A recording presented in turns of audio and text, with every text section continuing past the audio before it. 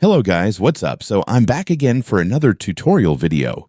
So in this video, I'm going to show you how to scan your PC or laptop for viruses. So if you're interested, then keep on watching. But before all that, if you are new to my channel, consider to like and subscribe for more videos like this. And also, you can comment down below if you have something that you want to make a tutorial about.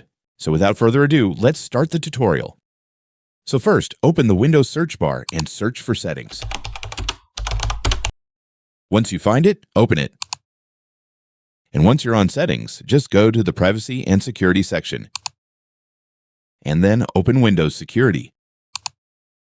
And from here, select Virus and Threat Protection.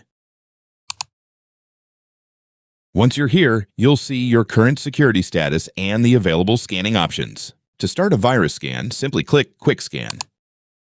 Windows Defender will now scan the important areas of your computer where threats are commonly found, so just wait for the scan to finish. And once it's done, Windows will show you the results and let you know if any threats were detected. And that's it, guys. That's how you can scan your PC for viruses using Windows Defender. And one more thing, if you don't usually visit suspicious websites, download unknown files, or install software from untrusted sources, Windows Defender is generally enough for most everyday users.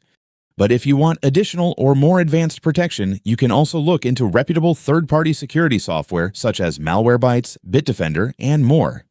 Just make sure you research the software before installing it, and avoid running multiple real-time antivirus programs at the same time, since they can interfere with each other.